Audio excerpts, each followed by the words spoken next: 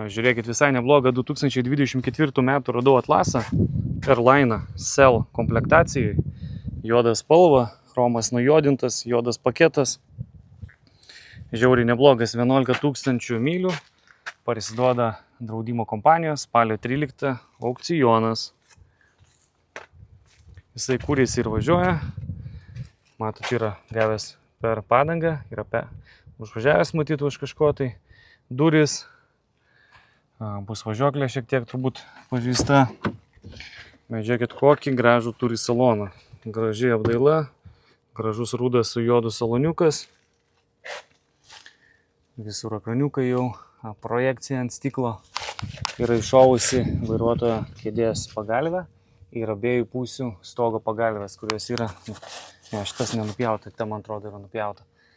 Yra juodas lubos, didelė panorama. Jisai kūrėsi ir važiuoja. Viskas idealios būklės, iš tikrųjų, yra ženkliukai visur.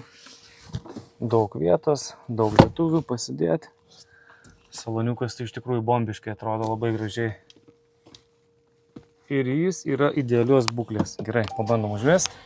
Jau, užsiveda be problemų taip pat.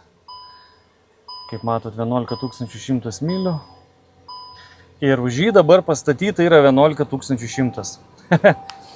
Gerai, ne? Geras sutapimas. Šildomas, šaldomas sėdynės, aklos zonos, linijų palaikymas ir taip toliau. Panoramos sveikutėlė.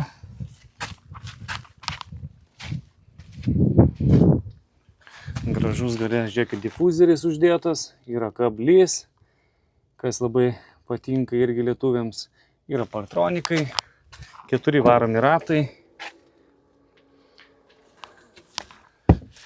Bagažinės apsauga, pažiūrėkit, kilimas kaip naujas, žieminių kilimėlių komplektas, kaip visą laiką.